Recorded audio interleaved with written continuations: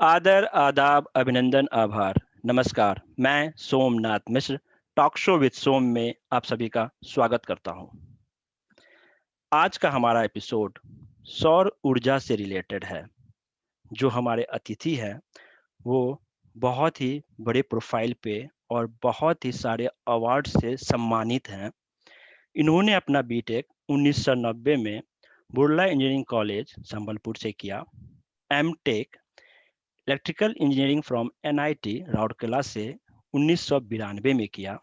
PhD electrical engineering NIT Rourkela से ही 2000 में किया। शुरुआत के दिनों में सर 9 वर्षों तक lecturer at Sambalpur university Orissa में थे और पिछले 17 वर्षों से 17 ईयर से आईआईटी दिल्ली में डिपार्टमेंट ऑफ इलेक्ट्रिकल इंजीनियरिंग में एज अ प्रोफेसर हैं। सर को 1999 में यंग साइंटिस्ट अवार्ड से सम्मानित किया गया। 2002 में INSA Indian National Science Academy medal से सम्मानित किया गया। आईएनएनई यंग इंजीनियर अवार्ड 2002 में सम्मानित किया गया। INAE silver jubilee young engineer award 2012 में, Samanta Chandrasekhar award 2016, Bimal Bose award 2019, NASI Reliance platinum jubilee award 2019। Sir mission innovation national champion 2019, जो कि मिशन इनोवेशन इनिशिएटिव है क्लीन एनर्जी इंडिया का, इसमें एज अ सेलेक्टेड मेंबर हैं। सर फेलोशिप आईएनएई और NASI में किया। कहते हैं ना, गुरु ब्रह्मा गुरु विष्णु गुरु देवो महेश्वरा गुरु साक्षात परम ब्रह्म तस्मै श्री गुरुवे नमः। तो मैं ज़्यादा समय ना लेते हुए स्वागत करना चाहता हूं हमारे आज के अतिथि प्रोफेसर डॉक्टर सुकुमार मिश्रा जी का। सर स्वागत है आपका टॉक शो विद सोम में। सर जैसे कि आपकी 3 दशक से आप इस फील्ड में हैं और सोलर पावर सौर ऊर्जा, तो आप हमारे युवाओं को, हमारे दर्शकों को, क्योंकि टॉक शो विद सोम का पर्पस ही है कि हम किस डोमेन में, किस क्षेत्र में जो लोगों को एक तरह से अपना करियर बनाने का, भविष्य सुधारने का एक अपॉर्चुनिटी दिखा सकें। तो आप अपने ब्रीफ में बताते हुए और सौर ऊर्जा के बारे में बताएं। देखिए, जो सौर ऊर्जा आप बोल रहे हैं वो बेसिकली एक ऑल्टरनेटिव एनर्जी रिसोर्स है।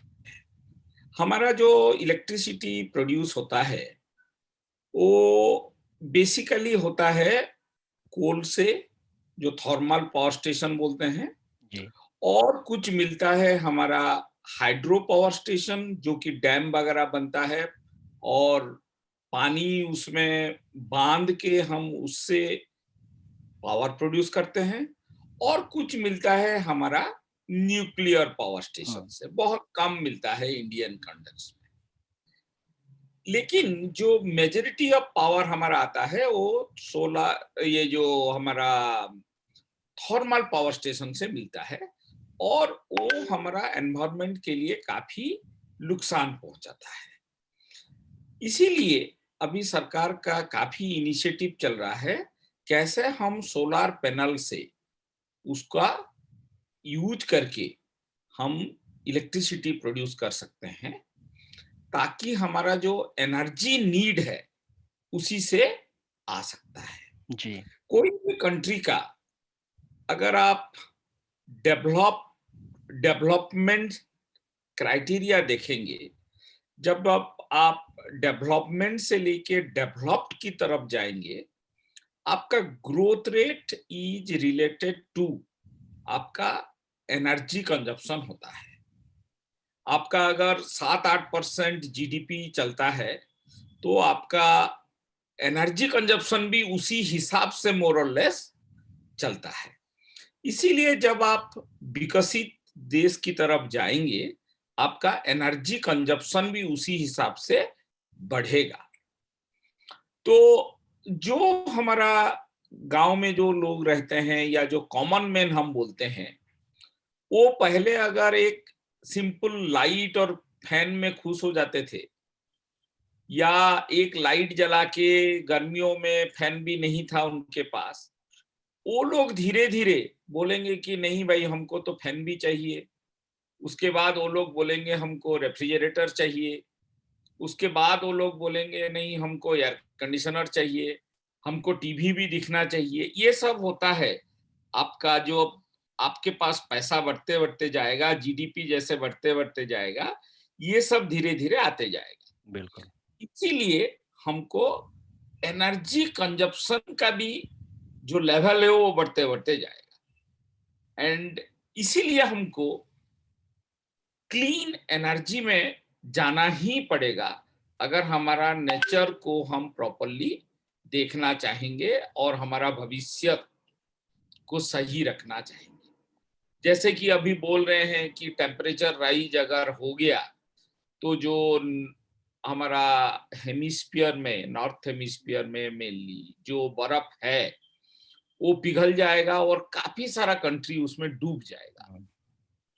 तो ये सब को बचाने के लिए हमको क्लीन एनर्जी में जाना पड़ेगा। एंड क्लीन एनर्जी में जाने के लिए ये सौर ऊर्जा एक काफी अच्छा अपॉर्चुनिटी है इंडिया के लिए स्पेसिफिकली, जबकि यूरोप में उनका मिक्स है। यूरोप में वो लोग जाते हैं विंड में भी और सोलर में भी। कुछ कंट्री काफी सारा विंड के ऊपर डिपेंडेंट होते हैं, लेकिन इंडियन कंडीशन में विंड है, लेकिन सौर ऊर्जा उससे ज्यादा इजीली अवेलेबल है और इजीली इंस्टॉल भी हम कर सकते हैं, बिकॉज वो छोटे छोटे पावर लेवल में काम हो पाता है। इसीलिए हम सौर ऊर्जा के लिए ज्यादा अट्रैक्टेड होते हैं एंड उसको हम यूज करके एनर्जी हमको मिलने के लिए हम ट्राई करते हैं। बिल्कुल सही। तो सर जैसे कि हम जैसे बात करें, इंडिया की बात करें, तो इंडिया तीसरे स्थान पे है, क्योंकि जो हमारा टारगेट था पहले कि हम इतना गीगावाट करेंगे, लेकिन हमने 36.9 गीगावाट कर चुके हैं अभी तक। जो 2022 का टारगेट था उसको हमने 30 नवंबर 2020 को पूरा कर लिया। तो इसमें हम थर्ड स्थान पे भी आ चुके हैं यूएस चाइना के बाद। तो हम बात करें अगर युवा की, कि युवा को रोजगार की बात करें, तो इसमें क्या क्या अपॉर्चुनिटी और कैसे कैसे किया जा सकता है? Thank you. सो ये जो आपका प्रश्न बहुत मायने रखता है हमारा युवा पीढ़ी के लिए। अगर आप देखेंगे कोई भी सोलर एनर्जी प्रोडक्शन सिस्टम, उसमें मेनली आपको 3 से 4 पार्ट दिखाई देगा कोई भी जगह में अगर आप जाएंगे। एक होता है सोलर पैनल, एक होता है इन्वर्टर, एक होता है बैटरी, और कभी कभी आपको एक मिलेगा डीसी डीसी कन्वर्टर बोल के। ये 4 पार्ट मोटा मोटी इसको यूज करते हैं कोई सोलर सिस्टम बनाने के लिए। Okay. अभी इन्वर्टर जो होता है वो क्या करता है, सोलर पैनल का जो डीसी प्रोड्यूस होता है उसको एसी में कन्वर्ट कर देता है, ताकि हमारा जो नॉर्मल अप्लायंसेस, फैन हो गया, लाइट हो गया, पंप हो गया, ये सब चले।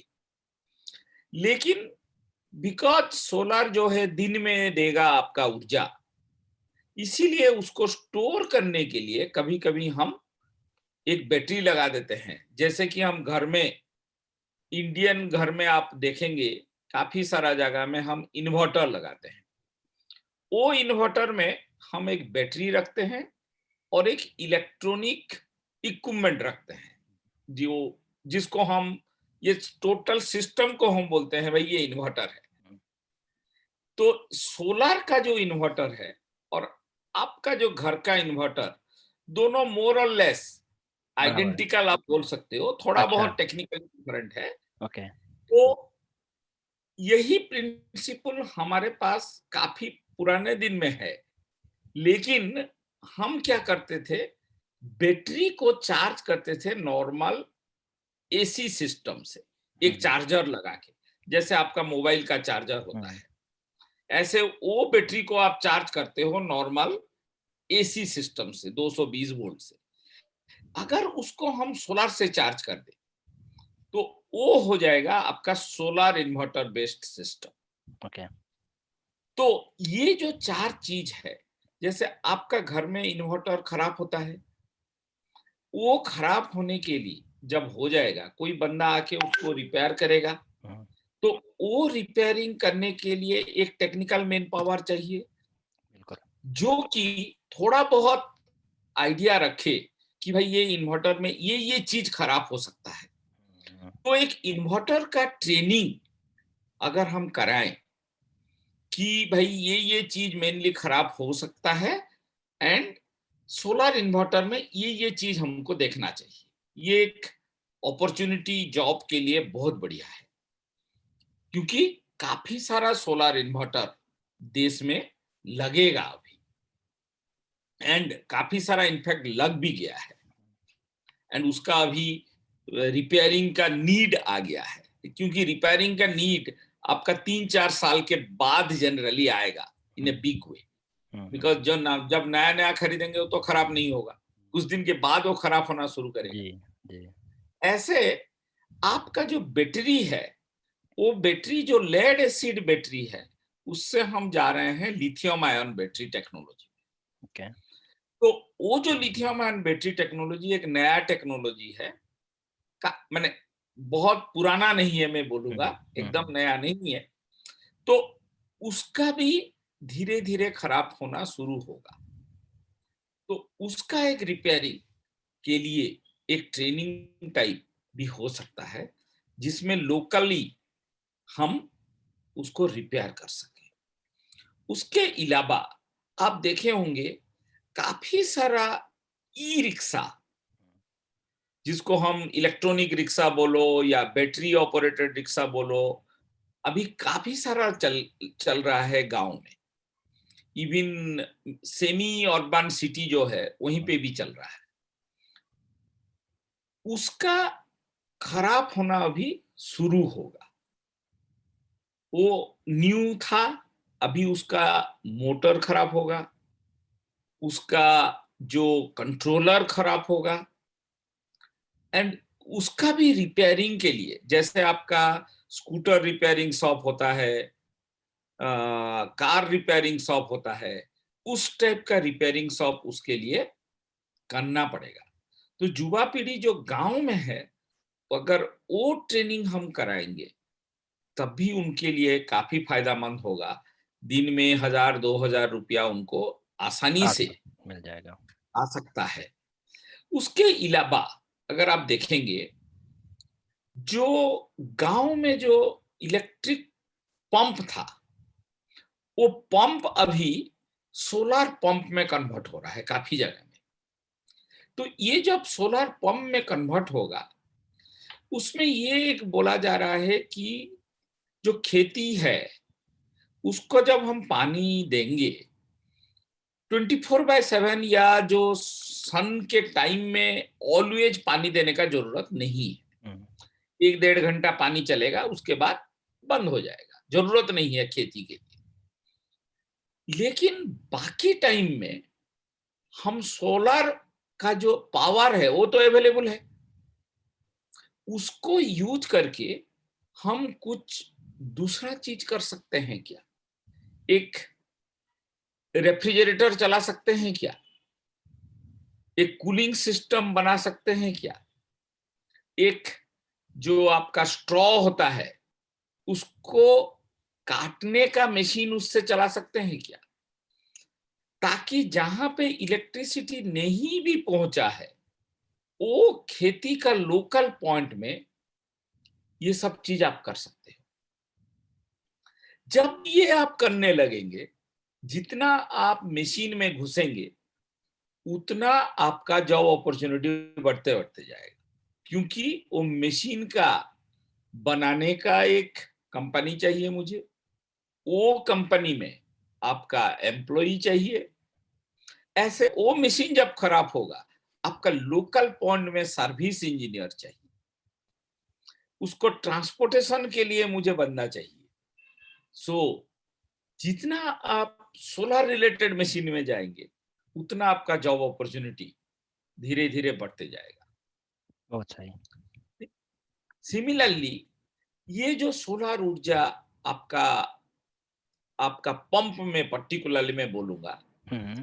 ये पंप का जो टाइम में यूज नहीं हो रहा है उसको हम ग्रिड में डाल देते हैं जहां पे अवेलेबल है ग्रिड, तो कहीं दूसरे जगह में वो यूज हो जाए, एंड जो सोलर पैनल लगाया है उसको कुछ पैसा मिल जाए पर यूनिट हिसाब से। तो उसका दो बेनिफिट हो गया, वो पंप हिसाब से उसको यूज कर दिया, जब उसको पंप का जरूरत नहीं है वो इलेक्ट्रिसिटी बेच के कुछ उसको पैसा मिल गया। ऐसे करके उसका इकोनॉमिक एक्टिविटी इसमें बढ़ सकता है। बिल्कुल। सर एक बात बताएं कि जैसे आपने कहा कि इसको इंस्टॉल करके हम इसको खुद को यूज करके और दूसरों को भी बेच सकते हैं, तो इंस्टॉलेशन करने में एक जो नॉर्मल सोलर की बात करें, कितना खर्चा आता है इसमें? हाँ, ये देखिए वो डिपेंड करता है आपका किस टाइप का सोलर पैनल में आपको करेंगे इंस्टॉल, बट रफली मैं बताऊंगा वो आपका पर किलोवाट हम्म। वो आपका 30,000 से 40,000 की रेंज में रहेगा। अच्छा, यानी कि अगर मैंने 5 किलोवाट का लगाया तो 2 लाख के आसपास हो जाएगा। 2 लाख के आसपास लगेगा, लेकिन ये लीनियरली वेरी नहीं करता है। अच्छा। आपका कैपेसिटी जैसे बढ़ते बढ़ते जाएगा कंपनी आपको डिस्काउंट देते देते भी जाएगा। हाँ ठीक है। हाँ ठीक तो है। छोटा में आपका ज्यादा कॉस्ट पड़ेगा, हाँ हाँ, वो तो बड़ा होता ही है। चला हाँ। जाएंगे तो थोड़ा सा आपका बेनिफिट मिलेगा। तो अब सबसे बड़ी चैलेंज जो मुझे दिखती है कि सोलर में, जैसे मान लीजिए जो हमारा गांव है, नॉर्थ की बात करें हम, तो इनके 2-3 मंथ्स जब बारिश होती रहती है, या धूप की बात कर ले नवंबर दिसंबर में, तो उस समय उतना धूप नहीं आता है, मतलब ठंड, विंटर सीजन है। तो इस चैलेंज के लिए क्या करते हैं, कैसे मैनेज करेंगे वो? तो देखिए सोलार एक्चुअली धूप तो डेफिनेटली रिक्वायर्ड है, बट उसमें एक चीज हम टेक्निकली बोलते हैं उसका स्पेक्ट्रम इज मोर इम्पोर्टेंट। सो ये नहीं है कि जब वो क्लाउड कवरेज में है तो पूरा जीरो में चला जाएगा, बिकॉज स्पेक्ट्रम मुझे फिर भी मिलता है। सो कम होगा नो डाउट, बट उसका पावर पूरा जीरो नहीं होगा। इसीलिए हमको एक डुअल मोड ऑफ ऑपरेशन में हमको जाना पड़ेगा, क्योंकि आप जब पूरा पूरी सोलार बोल देंगे तो आप कुछ टाइम में आपका हो सकता है प्रॉब्लम आ सकता है लोकली, लेकिन आप मान के चलिए आपका ग्रिड में सोलार पेनिट्रेशन हो रहा है। जब आपका गांव में धूप नहीं है या आपके घर के ऊपर धूप नहीं है, बारिश टाइम है, कहीं दूसरे जगह में तो धूप है। हम्म। सो सपोज नॉर्थ में बारिश हो रहा है, हम्म। नॉर्थ का मे बी मान लो लखनऊ में बारिश हो रहा है, तो मे बी पटना में धूप होगा। तो जब आप एक ग्रिड बना देंगे तो पावर फ्लो शुरू करेगा एक से दूसरे जगह। ओके। एंड आपका ये जो धूप और बारिश का चीज को आप मैनेज कर सकते हैं। तो इसीलिए लोकली भी देखना पड़ेगा और ग्लोबली भी देखना पड़ेगा, ये सही कहा खाली लोकल देखने आपने। से नहीं चलेगा। नहीं चलेगा। तो जैसे अभी सर हमने लद्दाख में हमारा बहुत ही बड़ा सोलर का लगा है, अगर हम बात करें तो वहाँ जो कुछ हम नहीं कर पा रहे थे, तो वो सोलर क्लीन एनर्जी ने हमें एक अच्छा इंपॉर्टेंस दिया है। तो इसके लिए जैसे मान लीजिए कि लद्दाख में हुआ, बट हमारे इस तरफ के स्पेस में स्पेसिस की दिक्कत है, तो हम सोलर को कहाँ कहाँ लगा सकते हैं? मतलब अगर देखा जाए छत पे लगाते हैं तो ऐसे क्या क्या ऑप्शंस हैं? Very good. देखिए लद्दाख ये बहुत बढ़िया जगह है सोलार के लिए, क्योंकि सोलार पावर जब एनवायरमेंट का टेम्परेचर कम हो जाता है सोलार पावर बढ़ जाता है। ओके। ओके, तो अगर सेम चीज मान लो सोलार पैनल में राजस्थान में रखूंगा हम्म। और मैं लद्दाख में रखूंगा और मेरा धूप को मैं समान हिसाब से मान रहा हूं, तब उस केस में मुझे लद्दाख में ज्यादा पावर मिलेगा, अच्छा। क्योंकि लद्दाख का जो टेम्परेचर कम है, एटमॉस्फेरिक टेम्परेचर कम है। अच्छा। एंड लद्दाख में और एक बिग प्लस पॉइंट है, वो काफी क्लीन है। डस्ट वगैरह आपको उतना गंदगी नहीं का, मिलेगा। बिल्कुल। एज ए रिजल्ट 2 एडवांटेज मुझे मिल गया। सो गवर्नमेंट अभी इसीलिए काफी थ्रस्ट दे रहा है, हम वहां पे लगाए एंड वहीं से ट्रांसमिट करें पावर ग्राउंड के लिए। तो आप जैसे पूछे, उसको अगर मैं थोड़ा सा ध्यान दूं, तो जो सोलर इंस्टॉलेशन को हमको 2 पार्ट में डिवाइड करना पड़ेगा। हम्म, एक है छोटा छोटा, एक है बड़ा बड़ा। हम्म, तो जो रूफटॉप सोलर होता है, जो इंडिविजुअल लेवल में है, वो आपको 1 किलोवाट 2 किलोवाट इस लेवल में आएगा।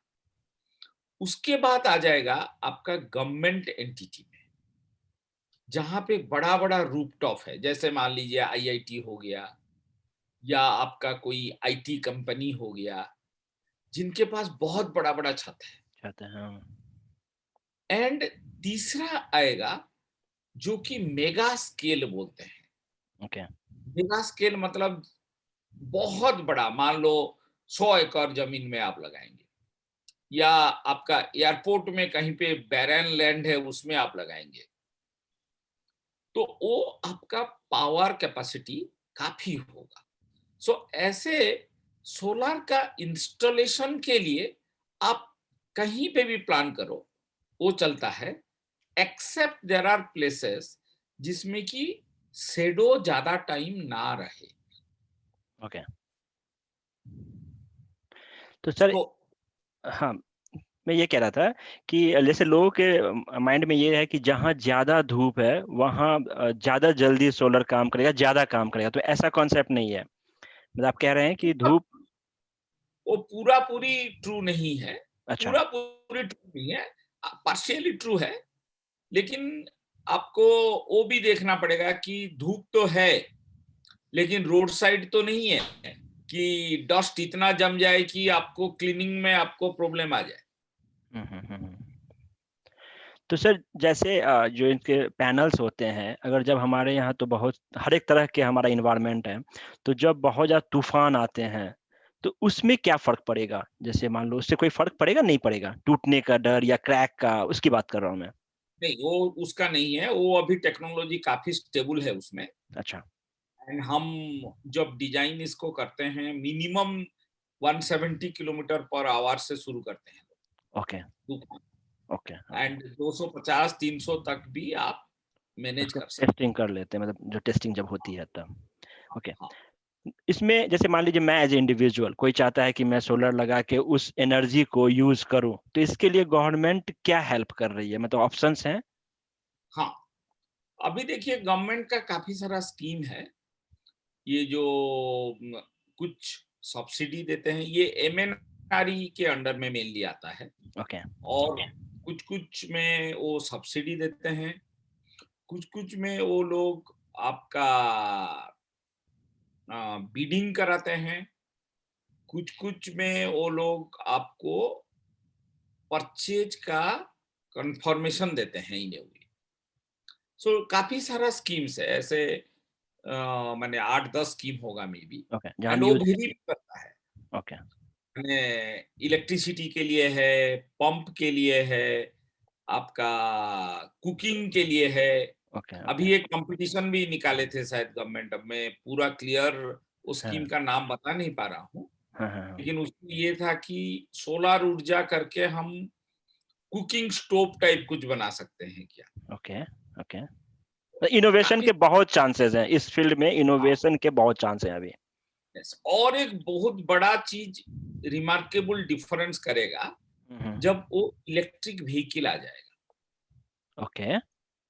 अभी क्या ई रिक्शा जो चल रहा है वो हम्म, बहुत कम नंबर में है, हम्म, लेकिन गवर्नमेंट का जो इनिशिएटिव चल रहा है, मान लो टू व्हीलर काफी सारा बैटरी वाला हो गया, हम्म।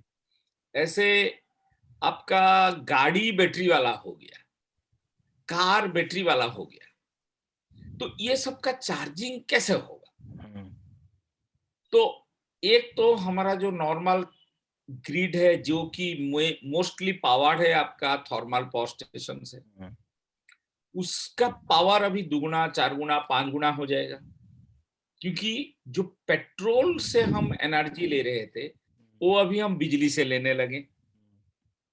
तो इनडायरेक्टली स्पीकिंग हमारा जो एनवायरमेंट एक जगह में तो क्लीन हो गया। मान लो दिल्ली में काफी सारा ईवी बढ़ गया, दिल्ली तो क्लीन हो गया, बढ़िया है, लेकिन कहीं दूसरे जगह में प्रोड्यूस हुआ वो इलेक्ट्रिसिटी, तो वो फर्क पड़ रहा है। तो हाँ, तो उसको मुझे सोलर में कन्वर्ट कराना पड़ेगा। और उसका सबसे बड़ा त्रासदी अगर आपको याद हो तो उत्तराखंड, जो अभी हाँ, उत्तराखंड में हुआ था, और बहुत ही बड़ा रीजन था उसका ये। बिल्कुल सही हाँ, कहा।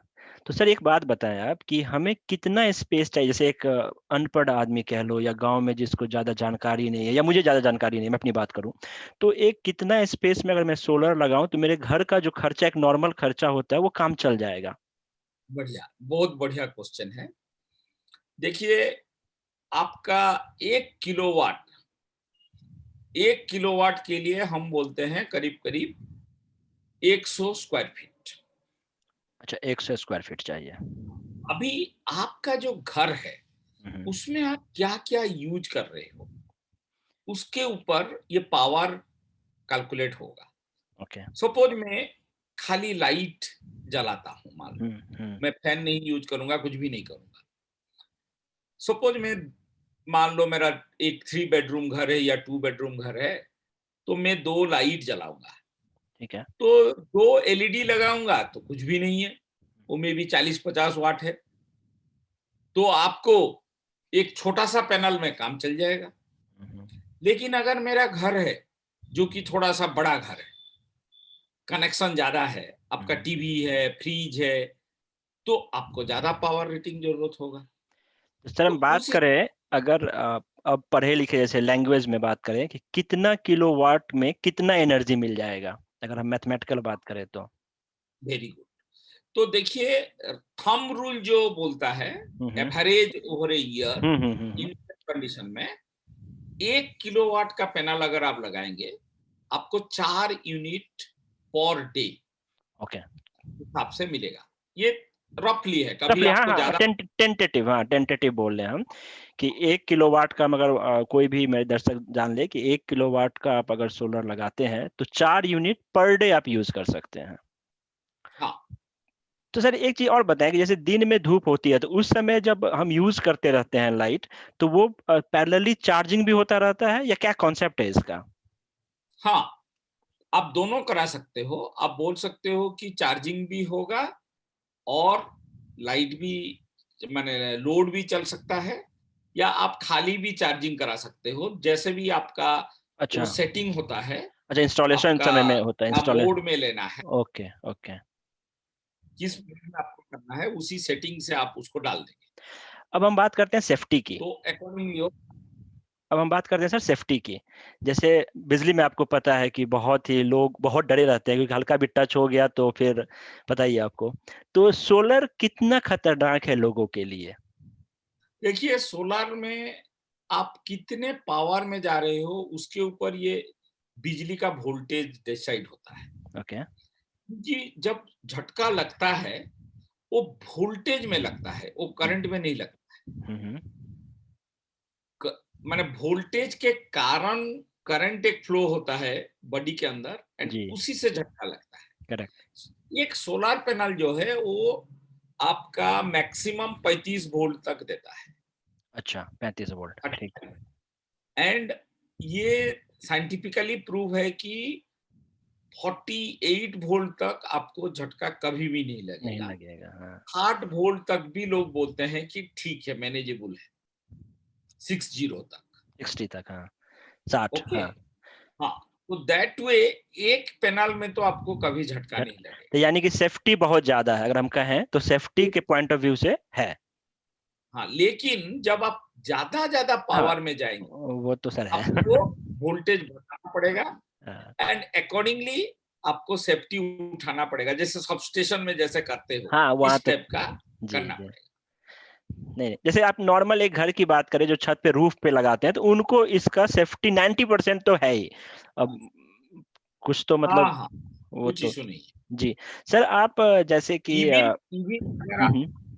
हाँ हाँ, सर बोलिए। देखेंगे, हाँ इवन हाँ। अगर आप देखेंगे 5 किलोवाट तक भी ओके 48 वोल्ट में चल जाता है। अच्छा, तो यानी कि अगर 20 यूनिट और पर डे भी हम ले रहे हैं तो हमें कोई फर्क नहीं पड़ रहा है, और 20 यूनिट हाँ, एक घर तो के लिए बहुत हो गया, काफी है। बहुत है। बिल्कुल। सर आप जैसे अभी एज अ पीएचडी स्टूडेंट्स के लिए सुपरवाइज भी किए हैं 33 विद्यार्थी जो आईआईटी दिल्ली के अंदर किए हैं, जिसमें से 18 ऑन गोइंग हैं। तो जब आपके पास कोई स्टूडेंट्स ये करने आता है तो पीएचडी करने के लिए क्या क्या इंपॉर्टेंट चीजें होती हैं स्टूडेंट्स के लिए, मतलब क्या क्या पैरामीटर पे ध्यान देना चाहिए? देखिए, पीएचडी तो एक वेरी वेरी स्पेशलाइज्ड डिग्री हो गया, हम्म तो उसमें हमको कुछ इनोवेशन करना होता है, जो कि नया चीज है, जो कि नहीं है दुनिया में। एंड वो कभी कभी क्या होता है, काफी फ्यूचरिस्टिक भी हो जाता है। जैसे मान लीजिए, अभी इलेक्ट्रिक व्हीकल आया नहीं है मार्केट में, कमर्शियली इतना अवेलेबल नहीं है कुछ कुछ, बट लोग इतना यूज अभी नहीं कर रहे हैं। स्टिल जब मैं पीएचडी कराऊंगा, मैं इलेक्ट्रिक व्हीकल के ऊपर कराऊंगा, ताकि मेरा जो पीएचडी का जो थ्योरी में बनाऊंगा वो 10 साल के बाद यूज हो। क्योंकि अभी से अगर मैं वो थ्योरी के लिए तैयार नहीं हूंगा, तो जब वो कमर्शियली आ जाएगा, मैं उसको सस्टेन नहीं कर नहीं पाऊंगा। कर पाऊंगा, बिल्कुल। एंड इसीलिए जो पीएचडी होता है, उसमें हम काफी सारा theoretical proof along with real time implementation को हम ध्यान देते हैं। सही है तो सर। ये हम बोलते हैं पीएचडी लेवल में प्रोटोटाइप डेवलप होता है। सही है। एंड प्रोटोटाइप जो होता है जनरली टीआरएल लेवल, जो टेक्नोलॉजी रेडीनेस लेवल, आपका 3-4 उसी लेवल में रहता है। एंड जब कमर्शियली जाएगा, वो 9 लेवल में होगा। सही है सर। आप एज ए एसोसिएट डीन भी हैं आर&डी डिपार्टमेंट के लिए, जो अभी आपने मार्च 2020 से आपको किया गया है। तो इसमें जो आर&डी टीम है वो टीम किस चीज़ों पे, वो भी क्या सिर्फ क्लीन एनर्जी पे काम करते हैं या डिफरेंट डिफरेंट चीज़ें हैं? नहीं, मैं तो पूरी आईआईटी का जो होल इकोसिस्टम को देखता हूँ। ओके। जो आप क्लीन एनर्जी है, मेरा मेरा ओन का रिसर्च है। ओह सुपर। लेकिन एंड बट आईआईटी में तो काफी सारा डिपार्टमेंट है। जी। सिविल डिपार्टमेंट है, केमिकल डिपार्टमेंट बहुत है, सारे हैं, हाँ। बहुत सारा है। As ji. एन एग्जाम्पल, तो सब डिपार्टमेंट में अलग अलग रिसर्च होता है। कोई बैटरी के लिए करता है, कोई स्ट्रक्चर के लिए करता है, कोई ट्रांसपोर्ट के लिए करता है, कोई मोटर बनाता के लिए रिसर्च करता है। तो जितने भी रिसर्च फंडिंग वगैरह होता है, हम्म, वो सब आता है आईआईटी को पैसे, माने बाकी जो ऑर्गेनाइजेशन है, रिसर्च ऑर्गेनाइजेशन फंडिंग देते हैं। ओके। वो सबका जो टोटल ओवरऑल देखभाल है, अच्छा, वो हमारा टीम करता है। ऑपरेशन टीम कह लें अगर हम तो। टीम मान के चलिए। ओके। एंड कभी कभी जब जरूरत होता है, हम्म हम थीम बनाते हैं कि चलो आईआईटी दिल्ली का रिसर्च डायरेक्शन ये होना चाहिए। ओके। एंड उसको फिर हम ट्राई करते हैं प्रमोट करने के लिए फैकल्टी के बीच में। Okay super. हम उनको ईमेल देते हैं, हम उनके साथ डिस्कस करते हैं, मीटिंग कराते हैं। तो सही। दो एम रहता है, promotion of the research hmm and operation of the research funding. Super. Sir आपने जैसे शुरू में कहा था कि जो लोग हैं इसमें, इतने सारे यूथ के लिए अपॉर्चुनिटीज हैं, उनको हम ट्रेनिंग करा सकता है। तो क्या स्किल इंडिया जो गवर्नमेंट की प्लान चल रही है, इसके अंतर्गत इसकी ट्रेनिंग है, वहाँ पे ऑप्शंस हैं? काफी सारा है। एंड ये I think Indian solar alliance वाले भी शायद कुछ कराते हैं। ओके। एज वेल एज जो सेकी सेकी है, शायद एक ओके, सोलर एनर्जी, मुझे फुल फॉर्म याद नहीं आ कोई रहा दिक्कत है। नहीं सर। हाँ हाँ। वो भी कराता है। तो जो दैट आर, स्टूडेंट करना चाहेगा, जैसे मान लो कि उसके लिए क्या मिनिमम क्वालिफिकेशन होना चाहिए और कैसे करेगा वो? हाँ, वो 12th से शुरू कराते हैं भी। अच्छा। 12th पास आउट होना चाहिए, ITI वगैरह होना चाहिए। अच्छा ऐसे उनका डिफरेंट 10th के लिए भी वो लोग कुछ कुछ स्कीम कराते हैं। अच्छा, मैं डिफरेंट उनके जो करिकुलम है जिसमें आप जो करें, तो वो कोई कुछ एंट्रेंस एग्जाम होता है सर उसका? नहीं, कुछ इस 7 दिन का है, कुछ 1 ओके, महीने का है, अच्छा। इस टाइप का different, वो पेपर में भी एडवर्टाइजमेंट देते हैं। हाँ हाँ हाँ। क्योंकि जो एंड हमारे उसका युवा ये करना चाहते हैं, जिनके गांव में या शहर में जहां से जिनका इंटरेस्ट हो, तो इसके थ्रू आप अपना आपको सिखा के स्किल कर सकते हैं और फिर इसमें अपने आप को अपॉर्चुनिटी ढूंढ सकते हैं। सर इसके अलावा गवर्नमेंट के यहाँ भी जो हायरिंग होती होगी, रिक्रूटमेंट होती होगी, उसमें भी सोलर को लेके, जो कि बहुत ही बड़ा, जैसे पहले इलेक्ट्रिकल होते थे एडमिशन्स, रेलवे के लिए होते हैं, कोल के लिए होते हैं, खदान जो है हमारे, तो इसके लिए भी कोई ना कोई हायरिंग तो होती होगी, वो क्या है? अभी पूरा ऐसे सोलर मेरा नॉलेज में जितना है, हम्म। ऐसे एकदम सोलर रिलेटेड नहीं है कुछ। Specific, okay. वो हायर लेवल में है, अच्छा, जो मैनेजमेंट टीम होगी। मैनेजमेंट है, साइंटिस्ट लेवल में। हम्म। लेकिन ये फ्यूचर में तो आएगा। आएगा हाँ, वही हाँ, फ्यूचर में तो आएगा ही जी। बिल्कुल सही। सर मुझे पता है कि आप अपने कीमती समय में से समय दिए हैं, जिसका लिए मैं मतलब जो हमारी talk show with Som team है आपका अभिनंदन करती है। और मैं आपके अंत में जो लास्ट वर्ड कहते हैं, लास्ट कमेंट करते हैं, युवा के लिए आप क्या कहना चाहेंगे? देखिए युवा के लिए मैं ये बोलूंगा कि जो सोलर रिलेटेड सिस्टम के ऊपर जो जो न्यू न्यू चीज आ रहा है, उसको जो सही से अभी देख लेगा, वो डेफिनेटली 5 साल के बाद उसका बेनिफिट उठाएगा, क्योंकि वो इन्हें लीडिंग एज रहेगा। जो 5 साल के बाद करेगा, वो बंदा से ये बंदा डेफिनेटली एहेड रहेगा। एंड ये जो ई रिक्शा जिसको हम इलेक्ट्रिक व्हीकल बोलते हैं, इलेक्ट्रिक व्हीकल विथ सोलर वाला, ये एक न्यू फ्यूचर डायरेक्शन जाएगा। थर्ड एक न्यू फ्यूचर डायरेक्शन जाएगा गांव में, जो कि सोलर पंप, इसका काफी रिपेयरिंग एंड इसका ऑपरेशन चैलेंजेस आएगा। उसका भी जो प्रॉपरली देख लेगा, उसको भी बेनिफिट मिलेगा। एंड लास्टली, ये जो डोमेन है, ये डोमेन काफी चेंजिंग डोमेन है, मैं यही बोलूंगा। जी जी। एज ए रिजल्ट ऑलवेज एक न्यू न्यू बंदा हमको चाहिए। इसीलिए जो कैपेबल है उसको एडॉप्ट करने का, हम्म। वो बंदा सक्सेसफुल होगा लाइफ। सही है, जो सेल्फ एक्चुअलाइज करके अपने आप को ट्रांसफॉर्म कर सकते हैं जो बच्चे, हाँ, उनके लिए सबसे अच्छा है ये। सर एक ये बताएं कि सबसे अगर मैं बात करूं तो टेंटेटिव डेटा मांग रहा हूं मैं, कि 5 साल में अगर हम बात करें तो कितने लोगों की जरूरत पड़ेगी इस डोमेन में?